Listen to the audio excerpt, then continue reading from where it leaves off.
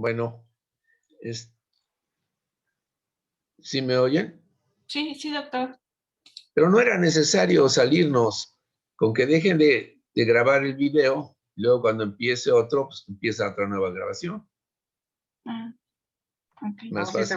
sí se mezclan. ¿Por qué? Porque No, dejan de grabar. Y luego ya graban Es que me parece que solo hace como pausa. Ah, bueno. Bueno, entonces continuamos. Ok. Bueno, buenas tardes, compañeros. Entonces vamos a retomar lo de fisiología materna. Me había quedado en cambios en el cabello. Tenemos que a ver, espérate. Empezar. Tenemos que esto es un ciclo, ¿no? Entonces va a tener su fase anágena, que es donde existe el crecimiento del cuero cabelludo, la fase catágena, que es donde va a haber una apoptosis de este, y la telógena, que es como un reposo que tiene el cabello.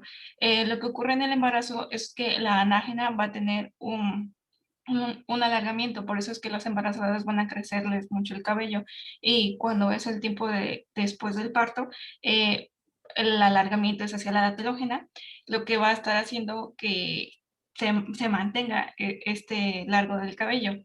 Hay algunas veces en las que las embarazadas después del parto, o sea, en el periodo de puerperio, van a tener una pérdida excesiva de este cabello y se le va a conocer como efluvio telógeno.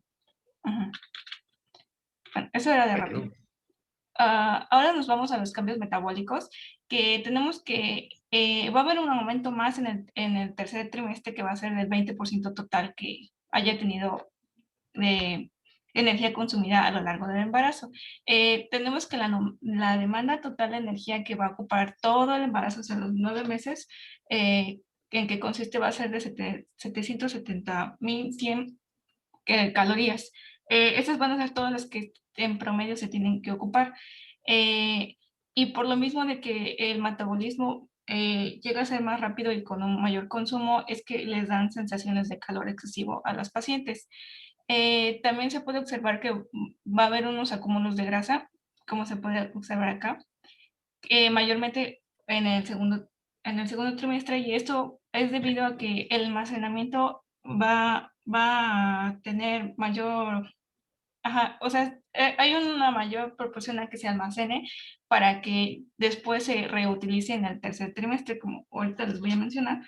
Em, mm, ¿Y qué más puedo decir? La ganancia de peso mayormente va a ser debido a tanto al útero y el contenido que evidentemente va a estar formándose aquí, en las mamas y en la sangre.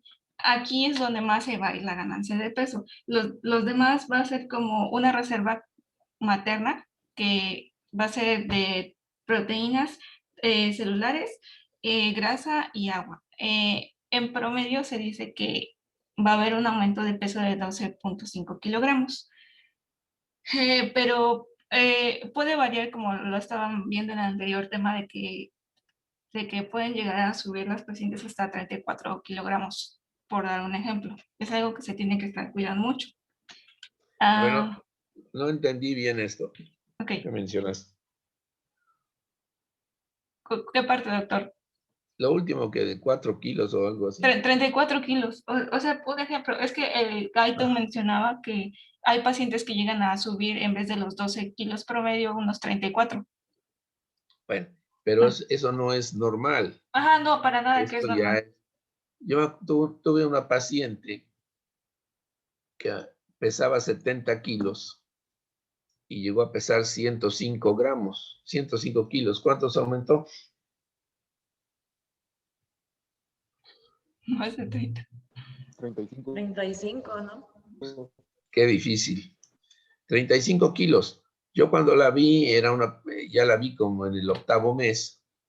Era una paciente que empezó a aumentar de peso excesivamente. En primer lugar, era un embarazo gemelar. Era una paciente que medía como 1,65 o más de altura.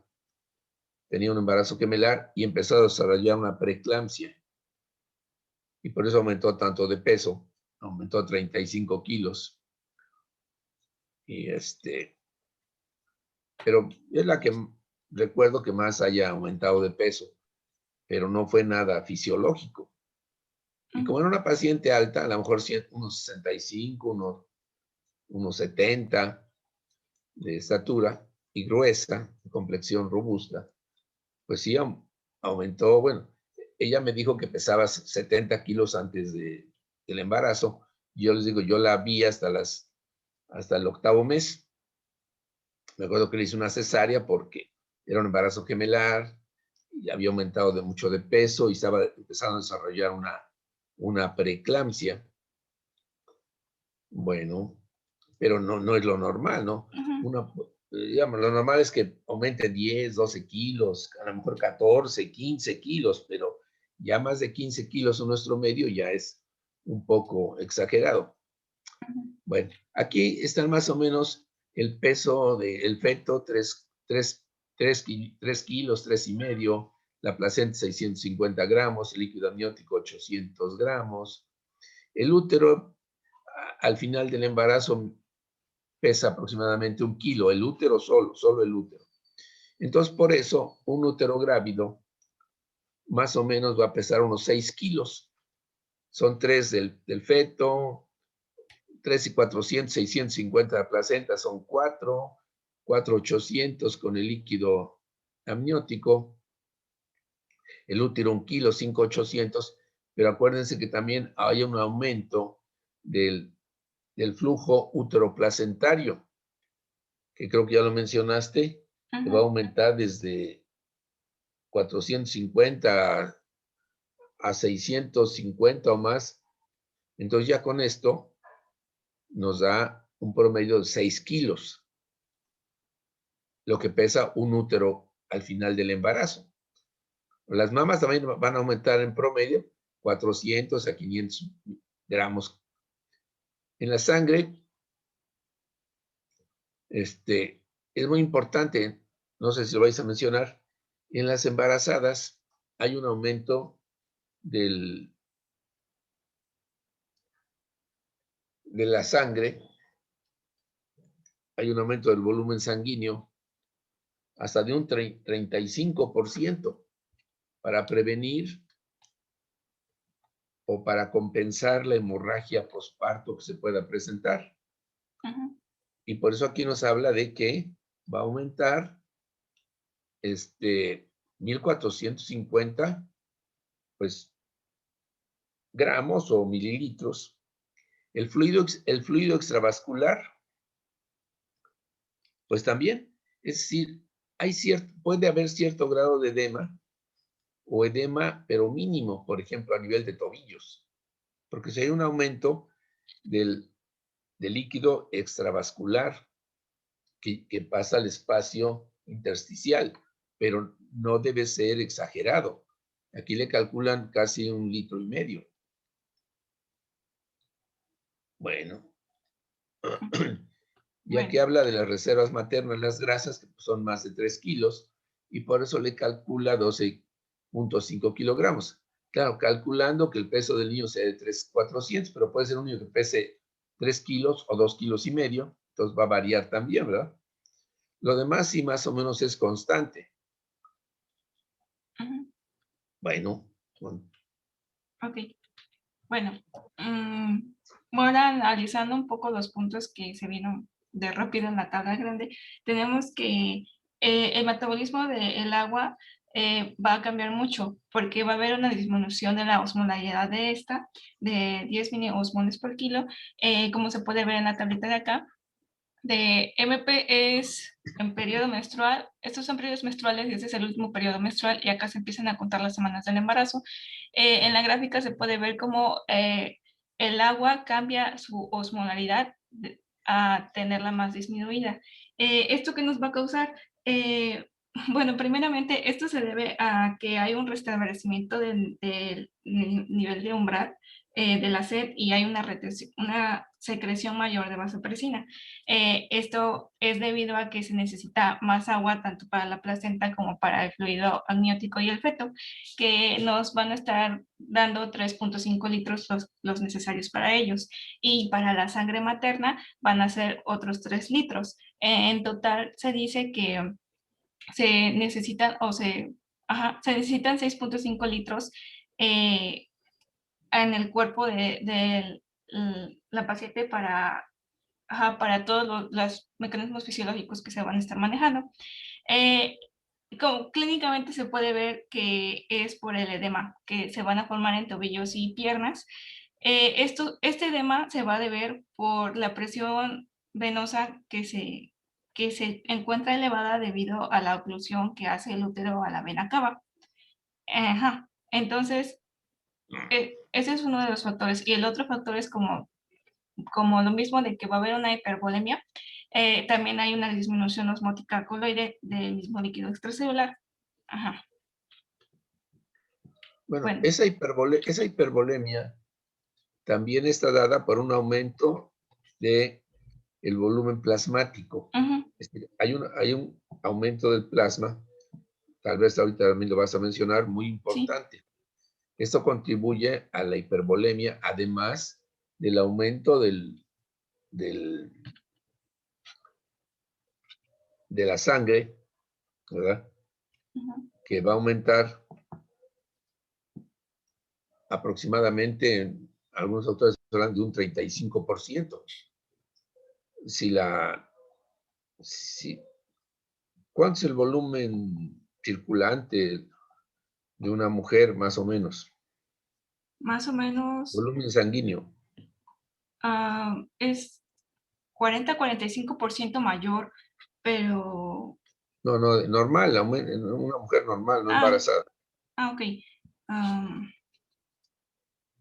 4.5 me parece.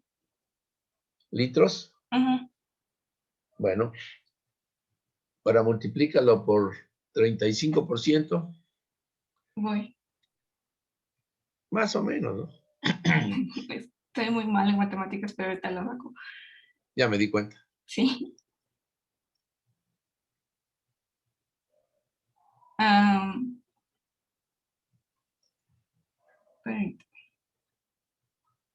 1.21 más, un litro más, 4.5 por 35%. Ajá. Por 35%. Es 1,5 litros más, doctor. Es aproximadamente. Sí. Eso es hablamos nada más del volumen sanguíneo. El volumen sanguíneo va a aumentar 1,5 litros más durante el embarazo. Esto es forma normal, ¿verdad? Además, aumenta el volumen plasmático. Y aumenta de un 40 o más por ciento. De 30, 40 o hasta más por ciento el volumen plasmático. Si pones la diapositiva anterior, ahí dicen, no, sangre, dice sangre, aumenta 1,450, casi 1,500 mililitros, ¿verdad? Habla del fluido extravascular, pero no habla del volumen plasmático. Bueno, continuamos. Ok. Ahora tenemos que para el mecanismo proteico, los principales lugares donde más se va a ocupar va a ser tanto en el útero, que va a ser pues, en el miometrio, para los mismos productos de la concepción y para la sangre. El feto y la placenta juntos van a estar pesando 4 kilos alrededor. De estos 4 kilos, 500 gramos van a ser pura proteína. Otros 500 gramos se van a ocupar para lo que yo les había mencionado, tanto como para el miometrio como para las glándulas mamarias y para hemoglobina y proteínas plasmáticas que se necesitan. otro punto, también tenemos que, como ya se ha mencionado en otra clase, que los aminoácidos altos van a tener un transporte facilitado por medio de la placenta, que va a ser de esta manera que le llegue al feto, y parecen que no bueno, por ahora se estimula que no son determinantes del peso. O sea, el peso del feto no va a variar por la cantidad de proteína que la madre consuma. Eso es lo que se tiene entendido hasta ahora. De igualmente, se sugiere en la literatura de que el requerimiento mínimo, que ahorita ronda entre los 0.88 gramos kilo día, se eleve a 1.22 a 1.52. Bien. Ok. Tenía más. Ok. Para los metabolitos de los carbohidratos, tenemos que, acá se me va a perder mucho la tablita, tenemos que hay una hipoglucemia leve cuando son en periodos de ayuno, como se puede ver acá. Acá están las horas. Y esta es glucosa, insulina. No embarazadas es rojito y embarazadas es el azul. Tenemos hay una hipoglucemia leve cuando se encuentra en un periodo de ayunas, como se puede observar aquí. Y cuando hay un consumo, hay una hiperglucemia postprandial. Después del desayuno de la paciente, se encuentra esta hiperglucemia y también se va a encontrar una hiperinsulemia. Hiperinsulemia. Hiperinsulinemia. Ajá. En esos periodos que hay de comida de la paciente, se va a encontrar también una supresión del glucagón. Esto hace que el estar embarazada se considere como un estado de resistencia a la insulina periférica. Se dice que la paciente embarazada tiene una menor sensibilidad a la insulina de unos 30 a unos 70%. Todo esto se debe a factores endocrinos, que es como la progesterona, que tiene que ver la progesterona, la hormona de crecimiento, placentario, el cortisol, el factor de necrosis tumoral, la leptina, la prolactina. El lactógeno placentario también. Ajá. Bueno, entonces ya habíamos visto que la embarazada cursa con una hiperinsulinemia porque tiene una mayor resistencia a la insulina. Eso es normal durante el embarazo.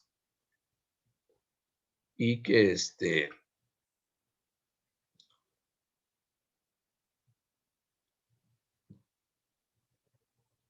normalmente cursa con cifras bajas de glucosa, ¿verdad? Es normal, aunque pueda tener aumento de glucosa postprandial, posteriormente puede cursar con cifras no de hipoglicemia, pero de niveles bajos. Bueno. Okay. Por eso se dice que el embarazo es diabetogénico, porque aumenta la resistencia a la insulina, eso favorece la hiperinsulinemia, y entonces normalmente una mujer durante el embarazo tiene cifras bajas de glucosa. Ayer mencionábamos que, creo que ayer lo mencionamos, si una mujer, por ejemplo, no embarazada, ¿cuáles son los valores normales de glucosa, Gabriela? Una mujer no embarazada. ¿No embarazada, doctor? ¿Sí? Menor de 100. Un 80. No. Entre 70 a 110 más o menos, ¿no? 70 a 110 promedio, depende del laboratorio, 70 a 110. Una embarazada, si tiene una glucosa de 110, es anormal completamente, porque ella cursa con niveles bajos de glucosa. Entonces, cuando una mujer, es decir, durante el embarazo, la glucosa de una embarazada debe permanecer, digamos, en un máximo de 90 hasta 92. Niveles por arriba de 92 ya nos hablan de que hay una probable diabetes gestacional y debemos hacer estudios para confirmar o descartar esta probable diabetes gestacional. Bueno, la que sigue. Ok. ¿Alguna duda o pregunta? ¿No? Bueno, continuamos, Gabriela. Ok. Doctor, Sí. Yo Sí. tengo una duda, de que ayer hablábamos de la hipertensión, la presión alta y que si considerarse que ya había aumentado el mismo, por ejemplo, si la paciente siempre maneja por un ejemplo 105 antes de estar embarazada, y siguen esos valores, ¿se crea eso o ya ya se necesita hacer el estudio? ¿De qué hablas? ¿De la presión o de la glucosa? No, me refería a la presión de lo que platicamos ayer, que entonces aquí en la glucosa no se Mira, puede ¿sabes qué? Falla mucho tu audio, no te entiendo. Perdón, falla mucho tu audio, no te entiendo. Mejor esperamos unos 5 minutos a ver si mejora tu audio. Porque no capto lo que me quieres decir. Que lo escriba en el chat, si no, doctor. Bueno, pero mientras continuamos, Gabriela. Ok. Bueno, para agregar a esta diapositiva, solamente decir que al igual que estos valores, también se encuentran elevados lo que es el ácido graso libre, los triglicéridos y el colesterol, lo que pone a la paciente también en un alto riesgo de cetonemia en periodos de ayuno prolongados. Y pues la misma combustión de glucosa ¿De anemia? Perdón, ¿de anemia? No, de cetonemia. Ah, perdón, sí. Ujú. La combustión de glucosa a lípidos que se va a estar formando se va a llamar inacción acelerada. Ujú.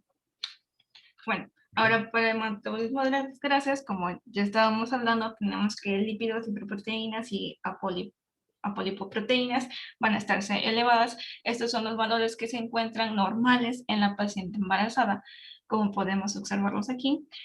Igualmente tienen sus variedades. Es a partir del segundo trimestre que van a tener una elevación después de por la comida, perdón, y por su síntesis. Y en el tercer trimestre es cuando van a empezar a disminuir. Esto también se va a deber a que al almacenamiento de grasa también se va a encontrar disminuido en el tercer trimestre. Esto es debido a que la actividad lipotídica potenciada que antes se encontraba en la embarazada para captar más triglicéridos en su consumo, ahora se va a encontrar disminuida. Esto se va a deber a que la lipoproteína lipasa que se encontraba antes ya no va a tener tanta actividad. Esto lo que va a hacer es que favorece el consumo de lípidos que la madre venía acumulando para que en el tercer trimestre haya un ahorro de glucosa y aminoácidos y se pasen directamente para el feto. Igualmente, la lactancia reduce los niveles de triglicéridos y a pesar de que hay una disfunción endotelial debido al LDC, debido a que los valores también de HDL se encuentran aumentados, no hace la oxidación, o sea, no tiene sus respuestas negativas en el organismo. Ujú.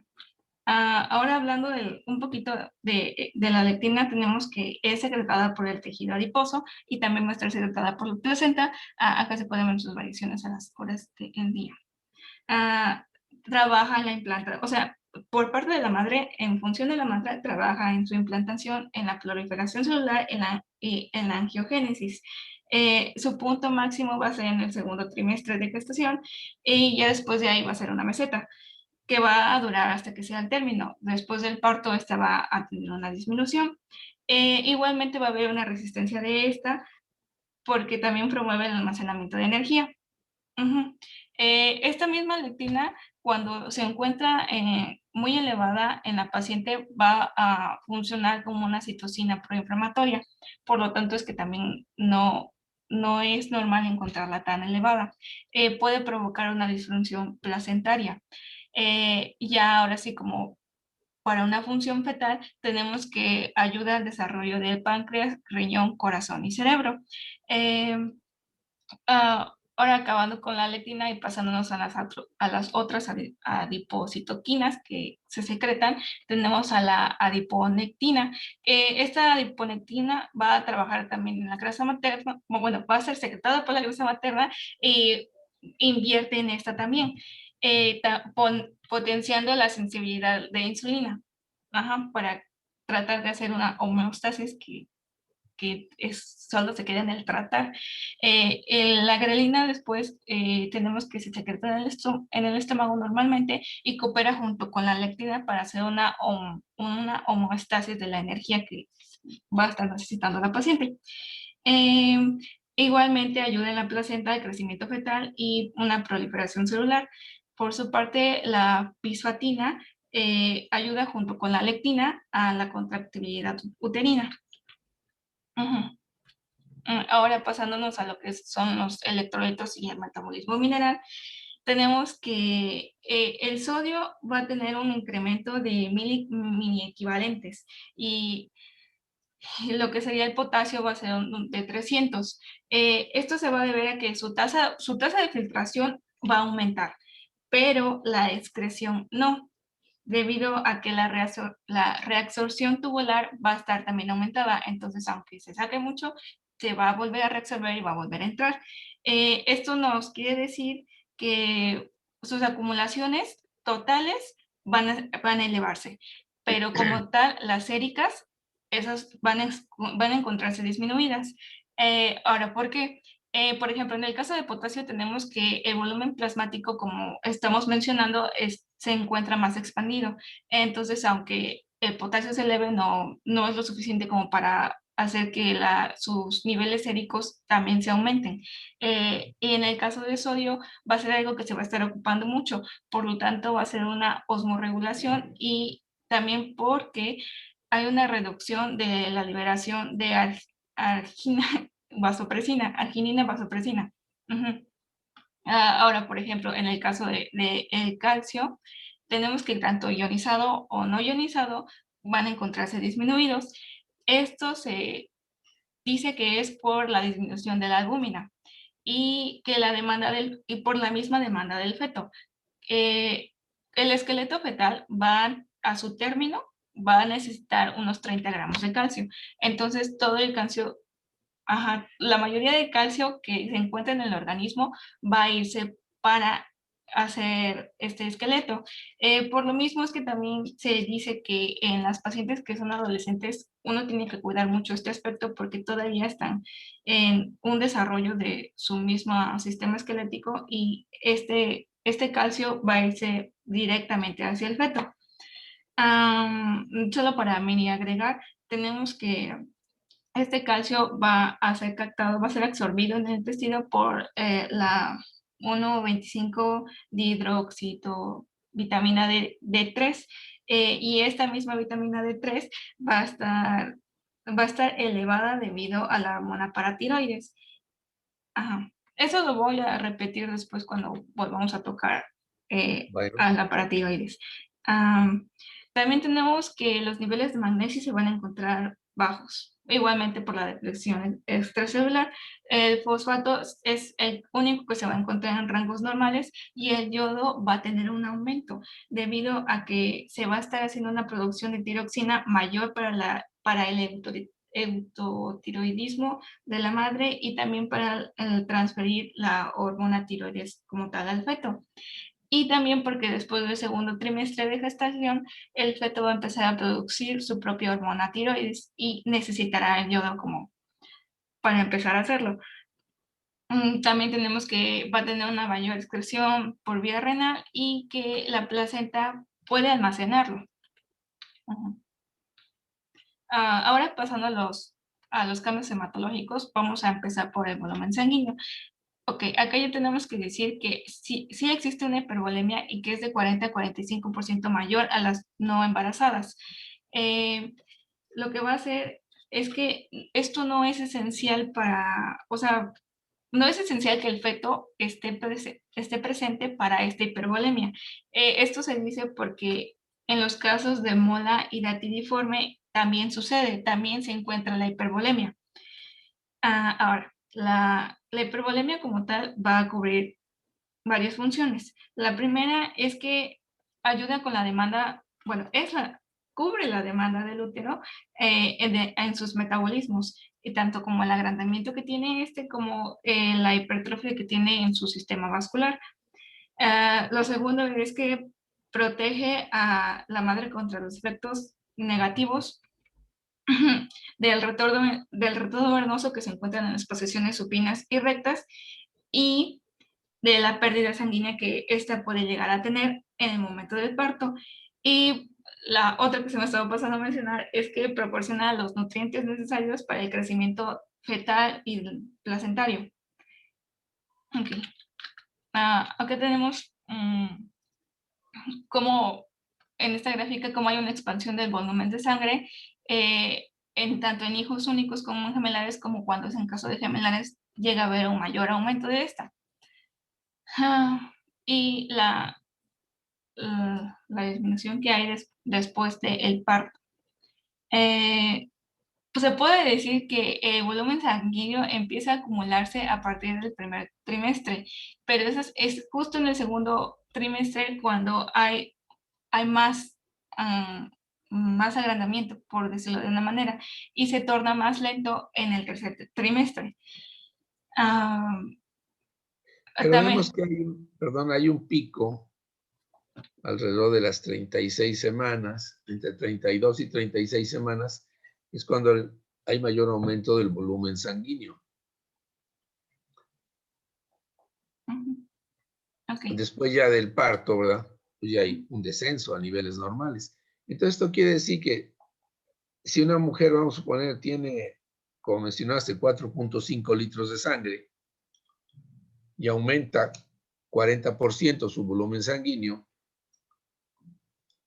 va a estar aumentando 1.8, es decir, 1 litro o 1.800 mililitros, ¿no? 4.5 por 0.4 son 18, 1.800 mililitros va a aumentar su volumen sanguíneo. Si tuviera 5 litros de volumen sanguíneo antes del embarazo, pues va a aumentar aproximadamente 5 por 4, 22 litros. Esto va a prevenir las complicaciones que pudieran presentarse por una hemorragia posparto. Es decir, que una paciente embarazada posparto fácilmente puede sangrar 1 litro y no va a tener ninguna consecuencia, no va a tener una descompensación, ni va a tener cambios hemodinámicos, porque está preparada con entre 1.500, entre 1,5 litros y 2 litros más de volumen sanguíneo, que aunque los pierda durante el parto o la cesárea, pues no van a repercutir en su estado hemodinámico, va a permanecer normal. Está preparada para eso. Bueno, continuamos. Ok. Ok, también agregar que va a haber más plasma que eritrocitos en la sangre. Eso. Sí, exacto. El incremento aún así de estos eritrocitos sí aumenta y se dice que es de 450 mililitros aproximadamente. Esta hiperplasia de eritrocitos se va a dar en la médula ósea e igualmente los reticulocitos también van a estar aumentados. De todas maneras, el plasma va a ser mayor que estos. Ahora, de la concentración de hemoglobina y hematocrito, tenemos que la hemoglobina va a estar elevada, pero el hematocrito no. Entonces, este va a estar disminuido. Entonces, esto va a afectar en la viscosidad de sangre, que va a encontrarse disminuida. Tenemos que la hemoglobina como tal en promedio tiene que tener un valor de 12.5 gramos decilitro. Si se llega a encontrar menor a 11, se dice, ya se considera normal y por tanto se debe de pensar en una anemia por deficiencia de hierro, principalmente. Ahora, este metabolismo de hierro, entrando aquí, tenemos que la mujer total hierro tiene que tener de 2 a 2.5 gramos. En la hemoglobina o mioglobina tenemos una reserva de 300 miligramos. Esto va a influenciar mucho en la sangre menstrual. O sea, todavía les estoy hablando de una mujer no embarazada. Ahora, en la mujer embarazada, lo que tenemos es que normalmente nosotros tenemos una hormona que se llama exidina. Esta hormona es una reguladora de la homeostasis del mecanismo de hierro. Lo que hace es que impide como tal la absorción de hierro por la ferroportina, pero cuando la mujer está embarazada, esta se encuentra disminuida debido a secreción de testosterona, estrógeno, vitamina D y prolactina. Estas como tal hacen que la exidina se encuentre disminuida, lo que hace que el hierro quede libre y pueda ser absorbido por la ferroportina. Ujú. Aquí en imagen más o menos explica todo eso. Después tenemos que los requerimientos de hierro, vamos a tener que 1000 gramos son necesarios para el embarazo normal. De estos, 300 miligramos van a ser para el feto y para la placenta, 200 van a encontrarse en una pérdida de secreción,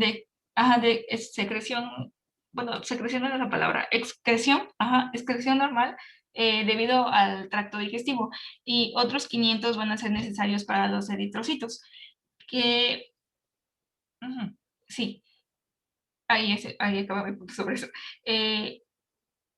En la última etapa del embarazo se va a estar usando muchísimo el hierro, que se dice que va a tener un aumento de 6 a 7 miligramos día. Y son necesarios para el bienestar materno porque la placenta toma el hierro para los glóbulos rojos fetales, o sea, como tal.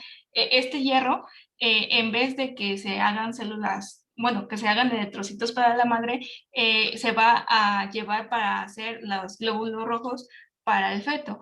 Por lo tanto, si no se llega a tener el consumo ideal, lo que pasa es que la madre puede llegar a tener una hemoglobina de 3 gramos y el feto, por su parte, una de 16, porque el cuerpo está diseñado para pasarle al feto este hierro, o pues en hemoglobina.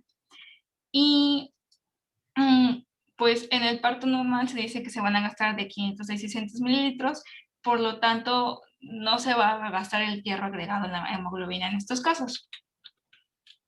Bueno, una cosa que mencionaste importante es que el volumen eritrocitario puede aumentar, mencionaste 450 mililitros, es decir, hay un aumento de la eritropoiesis, pero esto no es suficiente para compensar el aumento tan importante del volumen plasmático, que puede ser de 40 o más por ciento el volumen plasmático. Entonces, aunque haya habido un aumento del número de glóbulos rojos, no compensa la cantidad tan importante del volumen plasmático, que aumenta 40 o 30, 40 o más por ciento. Entonces, por eso la mujer embarazada cursa con una hemodilución que es normal. Si la embarazada normalmente cursa con una hemodilución fisiológica, y por eso a veces las cifras de hemoglobina y sobre todo de hematocrito son bajas. Vamos a cerrarlo porque se va a terminar. Ok.